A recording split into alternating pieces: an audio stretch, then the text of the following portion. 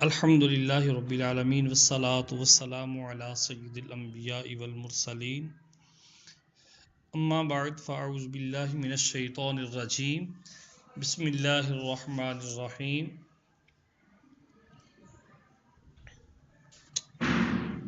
نماز کے فرائض کے بعد سنن کا بیان ہو رہا ہے کہ نماز کی سنتیں بہار شریعت حصہ نمبر 3 صفحہ نمبر 526 پر مسئلہ نمبر 91 کسی آنے والے کی وجہ سے رکوع یا قرات میں طول دینا، لمبا کر دینا مکروہ تحریمی ہے جب کہ اسے پہچانتا ہو، یعنی اس کی خاطر ملحوظ ہو، اور نہ پہچانتا ہو تو طویل کرنا افضل ہے کہ نیکی پر اعانت ہے، نیکی پر مدد ہے، مگر اس قدر بھی طول نہ دے کہ مقتدی گھبرا جائیں۔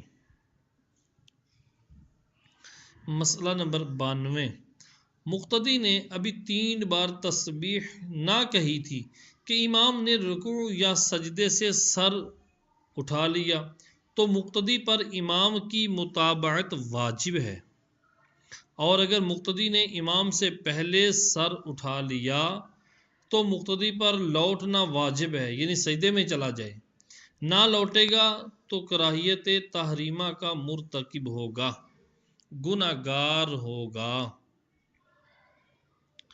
مسئلہ نمبر 93 اور سنت نمبر 32 رکوع میں پیٹھ خوب بچھی رکھے، یہاں تک کہ اگر پانی کا پیالہ اس کی پیٹھ پر رکھ دیا جائے تو ٹھہر جائے۔ نمبر 94 رکوع میں نہ سر جھکائے نہ اونچا ہو بلکہ پیٹھ کے برابر ہو۔ حدیث میں ہے اس شخص کی نماز ناکافی ہے، یعنی کامل نہیں، جو رکوع سجود میں پیٹھ سیدھی نہیں کرتا۔ ابو مسعود رضی اللہ تعالی عنہ سے روایت ہے، یہ حدیث ابو داؤد و ترمذی و نسائی و ابن ماجہ دارمی نے روایت کیا کہ ابو مسعود رضی اللہ تعالی عنہ سے مروی ہے، اور ترمذی نے کہا یہ حدیث حسن صحیح ہے، اور فرماتے ہیں کہ سرکار صلی اللہ تعالی علیہ وآلہ وسلم رکوع و سجود کو پورا کرو کہ خدا کی قسم میں تمہیں اپنے پیچھے سے دیکھتا ہوں۔ اس حدیث کو بخاری و مسلم نے انس رضی اللہ تعالی عنہ سے روایت کیا ہے۔ مسئلہ نمبر 95 اور سنت نمبر 33 عورت رکوع میں تھوڑا جھکے، یعنی صرف اس قدر کہ ہاتھ گھٹنوں تک پہنچ جائیں، پیٹھ سیدھی نہ کرے اور گھٹنوں پر زور نہ دے، بلکہ محض ہاتھ رکھ دے اور ہاتھوں کی انگلیاں ملی ہوئی رکھے اور پاؤں جھکے ہوئے رکھے، مردوں کی طرح خوب سیدھے نہ کر دے۔ مسئلہ نمبر 96 3 بار تسبیح یہ سنت کا ادنا درجہ ہے کہ اس سے کم میں سنت ادا نہ ہوگی، اور 3 بار سے زیادہ کہے تو افضل ہے، مگر ختم طاق عدد پر ہو، یعنی 3 5 7۔ ہاں اگر یہ امام ہے اور مقتدی گھبراتے ہوں تو زیادہ نہ کرے، یعنی 3 مرتبہ ہی رکھے۔ حلیہ میں عبداللہ بن مبارک رضی اللہ تعالی عنہ وغیرہ سے ہے کہ امام کے لیے تسبیحات 5 بار کہنا مستحب ہے۔ حدیث میں ہے کہ فرماتے ہیں سرکار صلی اللہ علیہ وآلہ وسلم جب کوئی رکوع کرے اور 3 بار سبحان ربی العظیم کہے تو اس کا رکوع تمام ہو گیا، اور یہ ادنا درجہ ہے، اور جب سجدہ کرے اور 3 بار سبحان ربی الاعلی کہے تو سجدہ پورا ہو گیا، اور یہ ادنا درجہ ہے۔ اس کو ابو داؤد اور ترمذی و ابن ماجہ نے عبداللہ بن مسعود رضی اللہ تعالی عنہ سے روایت کیا۔ مسئلہ نمبر 97 اور سنت نمبر 34، رکوع سے جب اٹھے تو ہاتھ نہ باندھے، لٹکا ہوا چھوڑ دے دونوں ہاتھوں کو۔ مسئلہ نمبر 98، سمیع اللہ لمن حمیدہ کی ہا کو ساکن پڑھے، اس پر حرکت ظاہر نہ کرے، نہ دال کو بڑھائے۔ سنت نمبر 36، رکوع سے اٹھنے میں امام کے لیے سمیع اللہ لمن حمیدہ کہنا اور مقتدی کے لیے اللہم ربنا ولک الحمد کہنا، اور منفرد کو دونوں کہنا سنت ہے، یعنی سمیع اللہ لمن حمیدہ اور اللہم ربنا ولک الحمد، یہ دونوں کہنا اکیلے بندے کے لیے سنت ہے۔ نمبر 99، ربنا لک الحمد سے بھی سنت ادا ہو جاتی ہے مگر واو کا ہونا بہتر ہے، اور اللہم ہونا اس سے بھی بہتر، اور سب میں بہتر یہ ہے کہ دونوں ہوں۔ حضور اقدس صلی اللہ علیہ وآلہ وسلم ارشاد فرماتے ہیں، جب امام سمیع اللہ لمن حمیدہ کہے تو اللہم ربنا لک الحمد کہو، کہ جس کا قول فرشتوں کے قول کے موافق ہوا اس کے اگلے گناہ کی مغفرت ہو جائے گی۔ اس حدیث کو بخاری و مسلم نے ابو ہریرہ رضی اللہ تعالی عنہ سے روایت کیا۔ مسئلہ نمبر 100، منفرد سمیع اللہ لمن حمیدہ کہتا ہوا رکوع سے اٹھے اور سیدھا کھڑا ہو کر اللہم ربنا ولک الحمد کہے۔ سنت نمبر 39، سجدہ کے لیے اور سجدہ سے اٹھنے کے لیے اللہ اکبر کہنا، اور سجدہ میں کم از کم 3 بار سبحان ربی الاعلی کہنا، اور سجدہ میں ہاتھ کا زمین پر رکھنا۔ مسئلہ نمبر 101، 43 نمبر سنت، سجدہ میں جائے تو زمین پر پہلے گھٹنے رکھے، پھر ہاتھ، پھر ناک، پھر پیشانی، اور جب سجدہ سے اٹھے تو اس کا عکس کرے، یعنی پہلے پیشانی اٹھائے، پھر ناک، پھر ہاتھ اور پھر گھٹنے۔ رسول اللہ صلی اللہ تعالی علیہ وآلہ وسلم جب سجدہ کو جاتے تو پہلے گھٹنے رکھتے، پھر ہاتھ، اور جب اٹھتے تو پہلے ہاتھ اٹھاتے پھر گھٹنے۔ اصحاب سنن اربع اور دارمی نے اس حدیث کو وائل ابن حجر رضی اللہ تعالی عنہ سے روایت کیا۔ مسئلہ نمبر 102، مرد کے لیے سجدہ میں سنت یہ ہے کہ بازو کروٹوں سے جدا ہوں اور پیٹ رانوں سے اور کلائیاں زمین پر نہ بچھائے، مگر جب صف میں ہو تو بازو کروٹوں سے جدا نہ ہوں گے۔ حدیث میں ہے، جس کو بخاری و مسلم نے انس رضی اللہ تعالی عنہ سے روایت کیا کہ فرماتے ہیں صلی اللہ علیہ وآلہ وسلم سجدہ میں اعتدال کرے، میانہ روی اختیار کرے، اور کتے کی طرح کلائیاں نہ بچھائے۔ اور صحیح مسلم میں برا بن عازب رضی اللہ تعالی عنہ سے مروی کہ حضور صلی اللہ علیہ وآلہ وسلم فرماتے ہیں، جب تو سجدہ کرے تو ہتھیلی کو زمین پر رکھ دے اور کوہنیاں اٹھا لے۔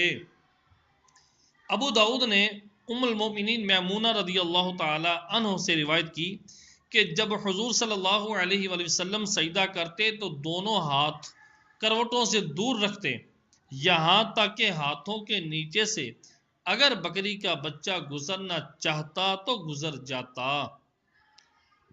اور مسلم کی روایت میں اسی کے مثل ہے، دوسری روایت بخاری و مسلم کی عبداللہ بن مالک ابن بحلینہ سے یوں ہے کہ ہاتھوں کو کشادہ رکھتے یہاں تک کہ بغل مبارک کی سپیدی ظاہر ہوتی۔ مسئلہ نمبر 103، عورت سمٹ کر سجدہ کرے یعنی بازو کروٹوں سے ملا دے اور پیٹ ران سے اور ران پنڈلیوں سے اور پنڈلیاں زمین سے۔ نمبر 104 اور سنت نمبر ہے 59، دونوں گھٹنے ایک ساتھ زمین پر رکھے اور اگر کسی عذر سے ایک ساتھ نہ رکھ سکتا ہو تو پہلے داہنا گھٹنا پھر بایاں۔ مسئلہ نمبر 105، اگر کوئی کپڑا بچھا کر اس پر سجدہ کرے تو حرج نہیں، اور جو کپڑا پہنے ہوئے ہے اس کا کونا بچھا کر سجدہ کیا یا ہاتھوں پر سجدہ کیا تو اگر عذر نہیں ہے تو مکروہ ہے، اور اگر وہاں کنکریاں ہیں یا زمین سخت گرم یا سخت سرد ہے تو مکروہ نہیں، اور وہاں دھول ہو اور امامہ کو گرد سے بچانے کے لیے پہنے ہوئے کپڑے پر سجدہ کیا تو حرج نہیں، اور چہرے کو خاک سے بچانے کے لیے کیا تو مکروہ ہے۔ نمبر 106، اچکن یعنی ایک لمبا لباس ہوتا ہے جو کپڑوں کے اوپر مکمل پہنا جاتا ہے۔ اچکن وغیرہ بچھا کر نماز پڑھے تو اس کا اوپر کا حصہ پاؤں کے نیچے رکھے اور دامن پر سجدہ کرے۔ نمبر 107، سجدہ میں ایک پاؤں اٹھا کر رکھنا مکروہ و ممنوع ہے۔ دونوں سجدوں کے درمیان مثل تشہد کے بیٹھنا یعنی بایاں قدم بچھانا اور دایاں کھڑا رکھنا یہ سنت مبارکہ ہے، اور ہاتھوں کا رانوں پر رکھنا، سجدوں میں انگلیاں قبلہ رخ ہونا، ہاتھوں کی انگلیاں ملی ہوئی ہونا۔ نمبر 108 اور سنت نمبر 46 نہیں بلکہ 64، سجدہ میں دونوں پاؤں کی 10 انگلیوں کے پیٹ زمین پر لگنا سنت مبارکہ ہے، اور ہر پاؤں کی 3 انگلیوں کے پیٹ زمین پر لگنا واجب اور 10 کا قبلہ رخ ہونا سنت ہے۔ مسئلہ نمبر 109 اور سنت نمبر 65، جب دونوں سجدے کر لے تو رکعت کے لیے پنجوں کے بل گھٹنوں پر ہاتھ رکھ کر اٹھے، یہ سنت ہے۔ ہاں کمزوری وغیرہ عذر کے سبب اگر زمین پر ہاتھ رکھ کر اٹھا جب بھی حرج نہیں۔ اب دوسری رکعت میں ثنا و تعوذ نہ پڑھے، دوسری رکعت کے سجدوں سے فارغ ہونے کے بعد بایاں پاؤں بچھا کر دونوں سرین اس پر رکھ کر بیٹھنا سنت مبارکہ ہے، اور دایاں قدم کھڑا رکھنا اور دائیں پاؤں کی انگلیاں قبلہ رخ کرنا یہ مرد کے لیے ہے، اور عورت دونوں پاؤں داہنی جانب نکال دے اور بائیں سرین پر بیٹھے، اور دایاں ہاتھ داہنی ران پر رکھنا اور بائیں ہاتھ بائیں ران پر، اور انگلیوں کو اپنی حالت پر چھوڑنا، نہ کھلی ہوئی ہوں نہ ملی ہوئی ہوں، اور انگلیوں کے کنارے گھٹنوں کے پاس ہونا، گھٹنے پکڑنا نہیں چاہیے۔ شہادت پر اشارہ کرنا یوں کہ چنگلیا اور اس کے پاس والی کو بند کر لے اور انگوٹھے اور بیچ کی انگلی کا حلقہ باندھے اور لا پر کلمہ کی انگلی اٹھائے اور اللہ پر رکھ دے اور سب انگلیاں سیدھی کر لے۔ حدیث میں ہے جس کو ابو داؤد و نسائی نے عبداللہ بن زبیر رضی اللہ تعالی عنہ سے روایت کیا کہ نبی کریم صلی اللہ علیہ وآلہ وسلم جب دعا کرتے تشہد میں کلمہ شہادت پر پہنچتے تو انگلی سے اشارہ کرتے اور حرکت نہ دیتے۔ نیز ترمذی و نسائی و بہقی ابو ہریرہ رضی اللہ تعالی عنہ سے راوی کہ ایک شخص کو 2 انگلیوں سے اشارہ کرتے دیکھا، فرمایا توحید کر کہ ایک انگلی سے اشارہ کر۔ مسئلہ نمبر 110، قاعدہ اولیٰ کے بعد تیسری رکعت کے لیے اٹھے تو زمین پر ہاتھ رکھ کر نہ اٹھے بلکہ گھٹنوں پر زور دے کر، ہاں اگر عذر ہے تو حرج نہیں۔ نمبر 111، نماز فرض کی تیسری اور چوتھی رکعت میں افضل سورۃ فاتحہ پڑھنا ہے اور سبحان اللہ کہنا بھی جائز ہے، اور بقدر 3 تسبیح کے چپ کھڑا رہا تو بھی نماز ہو جائے گی، مگر سکوت نہیں چاہیے۔ نمبر 112، دوسرے قعدہ میں بھی اسی طرح بیٹھے جیسے پہلے میں بیٹھا تھا اور تشہد بھی پڑھے۔ بعد تشہد دوسرے قعدہ میں درود شریف پڑھنا اور افضل وہ درود ہے جو پہلے مذکور ہو چکا۔ نمبر 113، درود شریف میں حضور سید عالم صلی اللہ علیہ وآلہ وسلم اور حضور سیدنا ابراہیم علیہ السلام کے اسماء طیبہ کے ساتھ لفظ سیدنا کہنا بہتر ہے۔ درود شریف کے فضائل و مسائل۔ درود پاک پڑھنے کے فضائل میں احادیث بکثرت وارد ہیں۔ تبرکاً کچھ احادیث آپ کے سامنے پیش کرتا ہوں۔ حدیث نمبر 1، صحیح مسلم میں ابو ہریرہ رضی اللہ تعالی عنہ سے مروی کہ فرماتے ہیں سرکار صلی اللہ علیہ وآلہ وسلم، جو مجھ پر ایک بار درود بھیجے اللہ تعالی اس پر 10 رحمتیں نازل فرمائے گا، یعنی 10 بار درود نازل فرمائے گا۔ حدیث نمبر 2، نسائی کی روایت انس رضی اللہ تعالی عنہ سے یوں ہے کہ فرماتے ہیں جو مجھ پر ایک بار درود بھیجے اللہ عز و جل اس پر 10 درودیں نازل فرمائے گا اور اس کی 10 خطائیں محو فرمائے گا، یعنی مٹا دے گا، اور 10 درجے بلند فرمائے گا۔ حدیث نمبر 3، امام احمد عبداللہ بن عمر رضی اللہ تعالی عنہ سے راوی فرماتے ہیں جو نبی صلی اللہ علیہ وآلہ وسلم پر ایک بار درود بھیجے اللہ عز و جل اور فرشتے اس پر 70 بار درود بھیجتے ہیں۔ حدیث نمبر 4، در مختار میں بروایت اصبہانی انس رضی اللہ تعالی عنہ سے ہے کہ رسول اللہ صلی اللہ تعالی علیہ وآلہ وسلم نے فرمایا جو مجھ پر ایک بار درود بھیجے اور وہ قبول ہو جائے تو اللہ تعالی اس کے 80 برس کے گناہ مٹا دے گا۔ حدیث نمبر 5، ترمذی عبداللہ بن مسعود رضی اللہ تعالی عنہ سے راوی کہ فرماتے ہیں سرکار صلی اللہ تعالی علیہ وآلہ وسلم قیامت کے دن مجھ سے سب میں زیادہ قریب وہ ہوگا جس نے سب سے زیادہ مجھ پر درود بھیجا ہے۔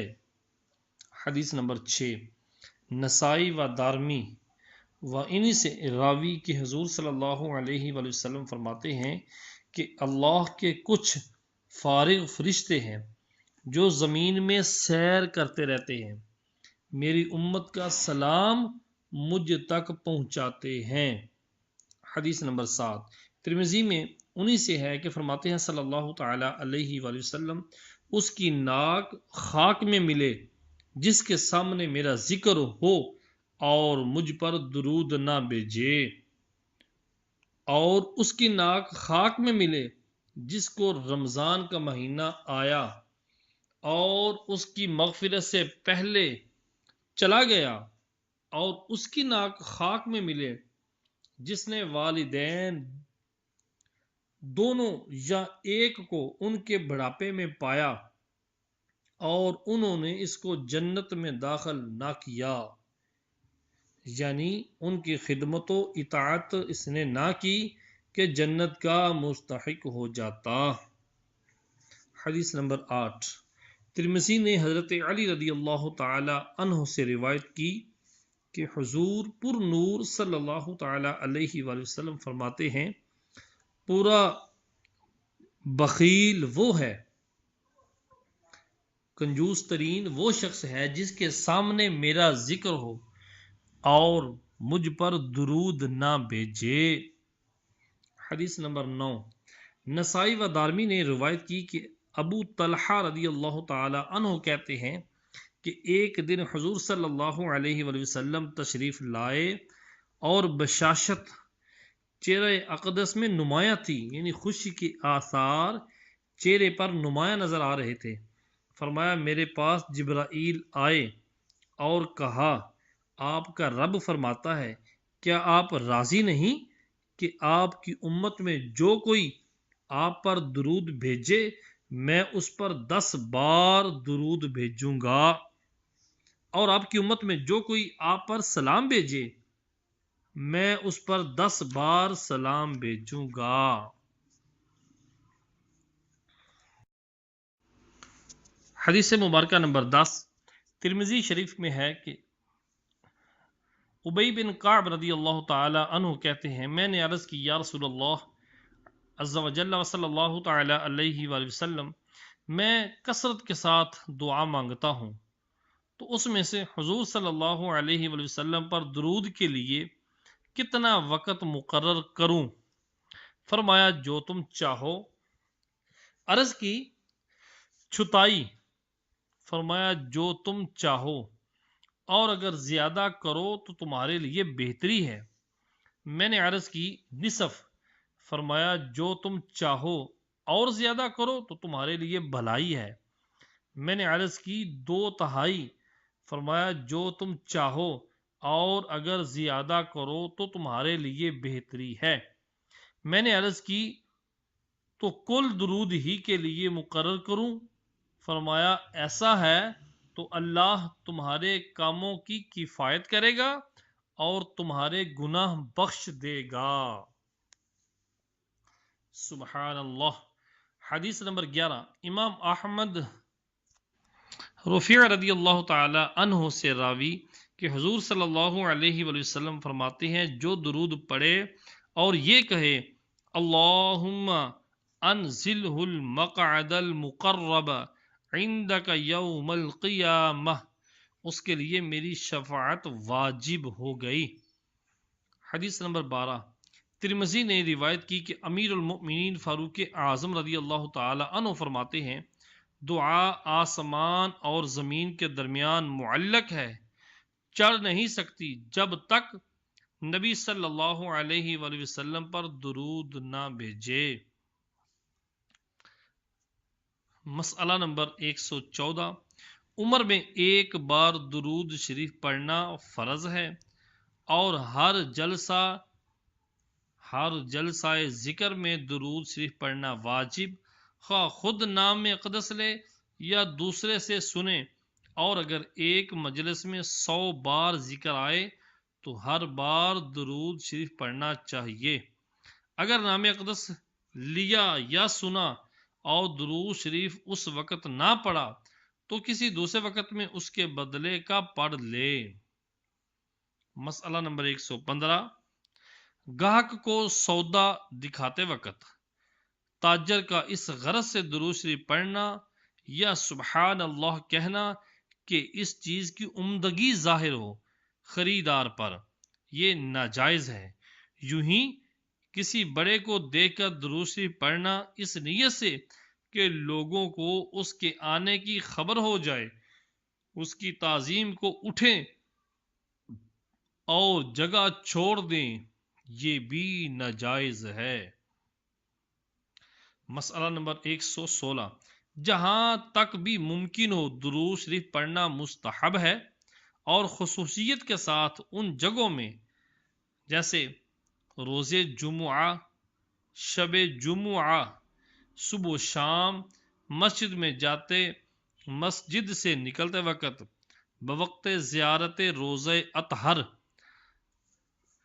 صفا و مروہ پر، خطبہ میں، جواب اذان کے بعد، بوقت اقامت، دعا کے اول و آخر، بیچ میں، دعائے قنوت کے بعد، حج میں لبیک سے فارغ ہونے کے بعد اجتماع و فراغ کے وقت، یعنی کٹھے ہوں تب بھی، جدا جدا ہوں تب بھی، وضو کرتے وقت، جب کوئی چیز بھول جائے اس وقت، واعظ کہنے اور پڑھنے اور پڑھانے کے وقت، خصوصاً حدیث شریف پڑھنے کے اول آخر، سوال و فتویٰ لکھتے وقت، تصنیف کے وقت، نکاح اور منگنی، اور جب کوئی بڑا کام کرنا ہو، نام اقدس لکھے تو درود ضرور لکھے کہ بعض علماء کے نزدیک اس وقت درود صرف لکھنا واجب ہے۔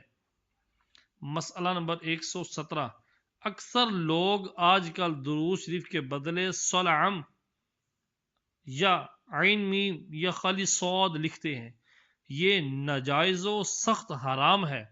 یوں ہی رضی اللہ تعالی عنہ کی جگہ را ضاد لکھ دیا، یا رحمت اللہ تعالی علیہ کی جگہ را حا لکھتے ہیں، یہ بھی نہیں چاہیے۔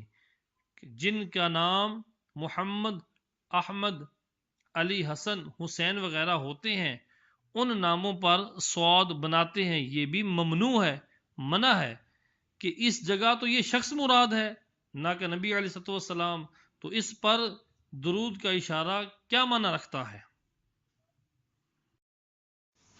مسئلہ نمبر 118، قعدہ اخیرہ کے علاوہ فرض نماز میں درود شریف پڑھنا نہیں، اور نوافل کے قعدہ اولیٰ میں بھی مسنون ہے۔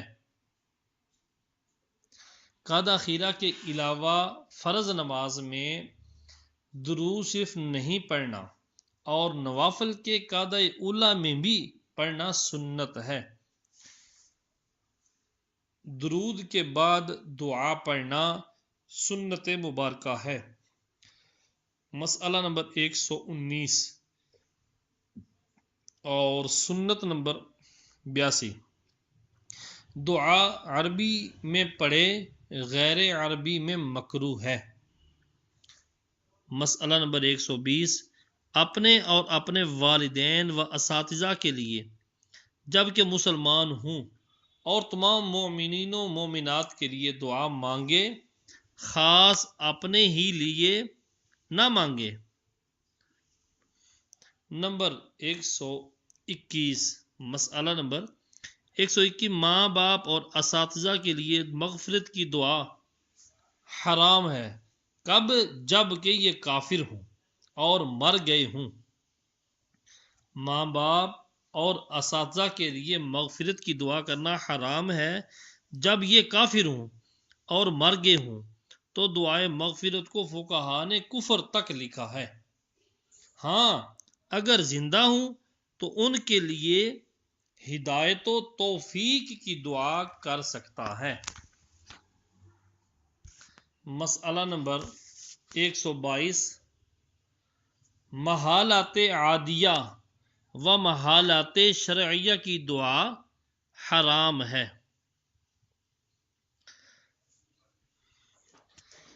محالات عادیہ، محالات عادی وہ شے ہوتی ہے جس کا پایا جانا عادت کے طور پر ناممکن ہو، اسے محالات عادی کہتے ہیں۔ مثلا کسی ایسے شخص کا ہوا میں اڑنا جس کو عادتاً اڑتے ہوئے نہ دیکھا گیا ہو، اس کو محالات عادی کہتے ہیں۔ یعنی ایسی دعا مانگنا، یا اللہ یہ چھت پھاٹے اور میرے لیے پیسوں کا انبار آ جائے، کیونکہ ایسے عام طور پر چھت پھٹتے نہیں ہیں اور پیسوں کے انبار آتے نہیں ہیں، اس طرح کی دعا مانگنا یہ گناہ ہے۔ اور محالات شرعی وہ شے جس کا پایا جانا شرعی طور پہ ناممکن ہو، اسے محال شرعی کہتے ہیں۔ مثلا کافر کا جنت میں داخل ہو جانا یہ محالات شرعی ہے کہ کافر جنت میں داخل نہیں ہو سکتا۔ مسئلہ نمبر 123، وہ دعائیں کہ قرآن و حدیث میں ہیں ان کے ساتھ دعا کرے، مگر ادعیہ قرآنیہ بنیت قرآن اس موقع پر پڑھنا جائز نہیں، بلکہ قیام کے علاوہ نماز میں کسی جگہ قرآن پڑھنے کی اجازت نہیں ہے۔ یعنی وہ دعائیں جو قرآن و حدیث میں ہیں وہ پڑھنی چاہیے، مانگنی چاہیے، مگر قرآنی دعائیں بنیت قرآن اس موقع پر پڑھنا جائز نہیں، بلکہ قیام کے علاوہ نماز میں کسی جگہ قرآن پڑھنے کی بھی اجازت نہیں ہے، صرف قراءت میں قرآن پڑھ سکتے ہیں۔ مسئلہ نمبر 124، نماز میں ایسی دعائیں جائز نہیں جن میں ایسے الفاظ ہوں جو آدمی ایک دوسرے سے کہا کرتا ہے، مثلا اللہم زوجنی، اے اللہ میرا نکاح کرا دے، تو ایسی دعا مانگنا نماز میں جائز نہیں ہے۔ مسئلہ نمبر 125، مناسب یہ ہے کہ نماز میں جو دعا یاد ہو وہ پڑھے، اور غیر نماز میں بہتر یہ ہے کہ جو دعا کرے وہ حفظ سے نہ ہو بلکہ وہ قلب میں حاضر ہو تو وہی پڑھے، جو دل میں ہو، جس کا دل و دماغ سے تعلق ہو اس وقت وہ پڑھے تاکہ قبولیت کے زیادہ قریب ہو جائے۔ مسئلہ نمبر 126، مستحب ہے کہ آخر نماز میں بعد اذکار نماز یہ دعا پڑھے، یعنی نماز کے ذکر و اذکار کے بعد یہ دعا پڑھے، کون سی؟ رب اجعلنی مقیم الصلاة ومن ذریتی ربنا وتقبل دعاء ربنا اغفر لی ولوالدی وللمؤمنین یوم یقوم الحساب۔